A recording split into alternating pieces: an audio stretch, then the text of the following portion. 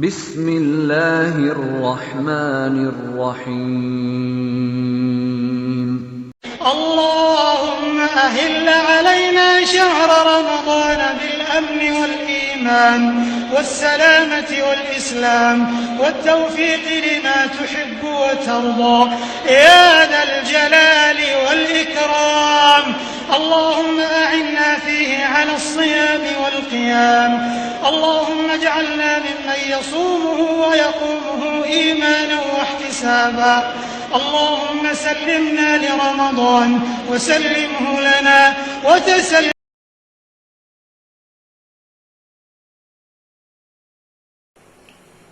السلام علیکم ورحمۃ اللہ وبرکاتہ.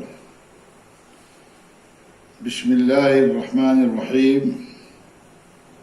الحمد للہ رب العالمین والعاقبۃ للمتقین والصلاة والسلام علی خیر خلقہ محمد وآلہ وصحبہ اجمعین. اما بعد. اعوذ باللہ من الشیطان الرجیم. بسم اللہ الرحمن الرحیم. شهر رمضان الذي أنزل فيه القرآن هدى للناس وبينات من الهدى والفرقان. حضرات ناظرین کرام، آج کے درس کا موضوع ہے ماہ رمضان المبارک کے فضائل اور اس کی کچھ امتیازی خصوصیات.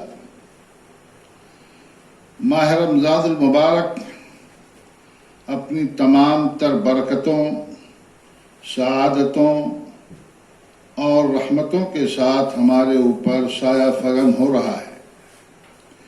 یہ بڑی فضیلتوں، برکتوں اور بے شمار خصوصیات و امتیازات کا حامل مہینہ ہے. یہ مسلمانوں کے لیے نیکیوں کے موسم بہار کی حیثیت رکھتا ہے، جس میں ہمیں اللہ کی رحمتوں سے اپنا دامن مراد بھرنے اور نیکیوں کا بڑا ذخیرہ اپنے نامہ اعمال میں جمع کرنے کا موقع ملتا ہے. آج کے درس میں اسی مبارک مہینے کے بعد فضائل اور اس کی کچھ امتیازی خصوصیات ذکر کی جا رہی ہیں. پہلی خصوصیت یہ ہے کہ یہ نزول قرآن کا مہینہ ہے، یعنی اللہ رب العالمین نے اپنے مقدس کلام کے نزول کے لیے اسی مہینے کا انتخاب فرمایا. جیسا کہ اللہ رب العالمین نے فرمایا کہ شہر رمضان الذی انزل فیہ القرآن ھدی للناس وبینات من الھدی والفرقان. گویا سب سے افضل کتاب سب سے افضل امت کے لیے، سب سے افضل رسول پر، سب سے افضل فرشتے کے ذریعے، سب سے افضل مہینے کی سب سے افضل رات میں اس کتاب کا نزول ہوا. قرآن کریم کے نزول کے لیے اس مہینے کا انتخاب اس مہینے کی سب سے بڑی فضیلت اور سب سے بڑی خصوصیت ہے. ایک طریقے سے ماہ رمضان المبارک نزول قرآن کی سالگرہ ہے. اس کی دوسری خصوصیت یہ ہے کہ اللہ رب العالمین اس مبارک اور مقدس مہینے میں بڑی تعداد میں اپنے بندوں کو جہنم سے آزاد فرماتا ہے. جیسا کہ ابن ماجہ کی ایک صحیح روایت کے اندر ہے کہ اللہ کے رسول صلی اللہ علیہ وسلم نے فرمایا وَلِلَّهِ عُتَقَاءُ مِنَ النَّارِ وَذَلِكَ فِي كُلِّ لَيْلَةٍ. یعنی رمضان المبارک کی ہر رات میں اللہ رب العالمین ایک بڑی تعداد میں بندوں کو جہنم سے آزاد فرماتا ہے.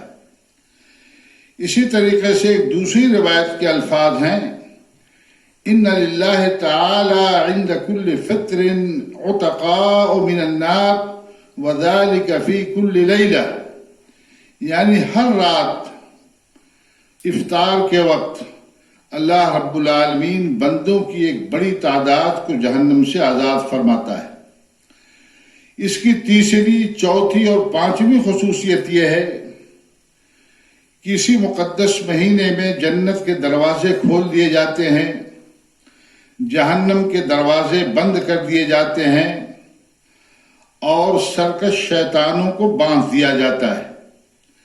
جیسا کہ اللہ کے رسول صلی اللہ علیہ وسلم نے فرمایا، اذا دخل رمضان فتحت ابواب السماء وفي رواية فتحت ابواب الجنة وفي رواية فتحت ابواب الرحمة وغلقت ابواب جہنم وصفدت الشیاطین. یہ بخاری اور مسلم کی روایت ہے. اس میں اللہ کے رسول صلی اللہ علیہ وسلم نے فرمایا کہ ماہ رمضان المبارک میں آسمان کے دروازے کھول دیے جاتے ہیں، ایک روایت کے مطابق جنت کے دروازے کھول دیے جاتے ہیں اور ایک روایت کے مطابق رحمت کے دروازے کھول دیے جاتے ہیں.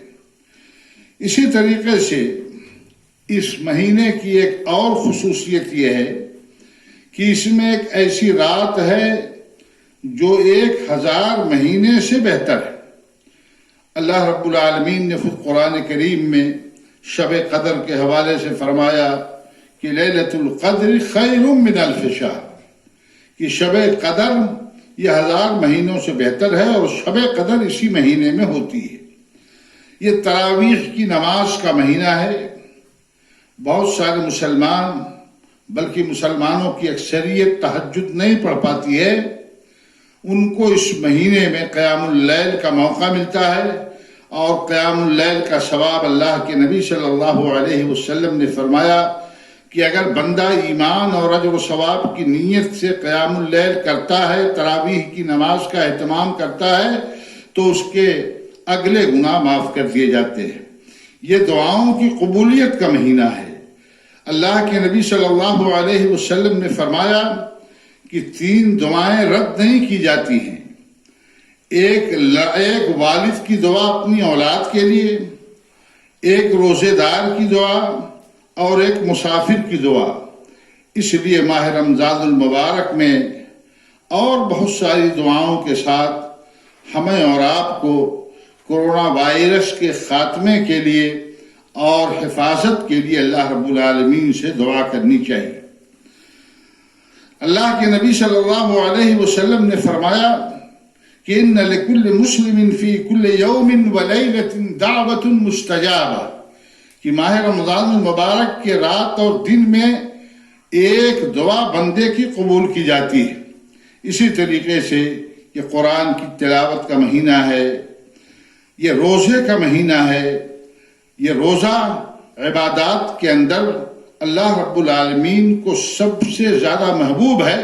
انشاءاللہ اس کے تعلق سے تفصیل کے ساتھ گفتگو کی جائے گی. اور یہ جود و سخا کا مہینہ ہے. اللہ کے نبی صلی اللہ علیہ وسلم اس مہینے میں فیاضی کا مظاہرہ فرماتے تھے. حدیث میں اس کا ذکر ملتا ہے. یہ ایسا مہینہ ہے کہ اس مہینے کی ہر رات میں ایک فرشتہ آواز دیتا ہے، منادی کرتا ہے، یا باغی الخیر اقبل و یا باغی الشر اقصر، کہ اے خیر کے متلاشیو تھوڑی اور محنت کرو اور آگے بڑھو، اور اے برائی کے خوگرو اور برائی کے متلاشیو، برائی کے متوالو تم لوگ برائی سے کنارہ کش ہو جاؤ. اللہ کے نبی جناب محمد رسول اللہ صلی اللہ علیہ وسلم نے فرمایا یہ عام مغفرت کا بھی مہینہ ہے. ایک موقع پر اللہ کے نبی صلی اللہ علیہ وسلم نے فرمایا اس آدمی کی ناک خاک آلود ہو، اس آدمی کی ناک خاک آلود ہو، اس آدمی کی ناک خاک آلود ہو. صحابہ نے پوچھا اللہ کے رسول صلی اللہ علیہ وسلم آپ یہ جملہ کس کے بارے میں ارشاد فرما رہے ہیں؟ تو اللہ کے رسول صلی اللہ علیہ وسلم نے فرمایا کہ من ادرک رمضان ولم یغفر لہ، جسے رمضان جیسا مبارک اور بابرکت مہینہ ملا اور وہ اپنی مغفرت نہیں کرا سکا. ومن ادرک والدیہ ثم لم یدخلہ الجنہ، اور جس کو اس کے والدین ملے اور ان کی خدمت کر کے اور جنت میں نہیں جا سکا اور اس کے والدین اس کو جنت تک نہیں پہنچا سکے، یہ اللہ کے نبی جناب محمد رسول اللہ صلی اللہ علیہ وسلم نے فرمایا. بلا شبہ یہ نیکیوں کا موسم بہار ہے، اس کا ایک ایک لمحہ بڑا قیمتی ہے۔ اس لیے میرے بھائیوں، اس مہینے سے ہم لوگ زیادہ سے زیادہ فائدہ اٹھائیں، زیادہ سے زیادہ نیکیوں کی کوشش کریں اور اللہ رب العالمین سے مغفرت کی امید رکھیں۔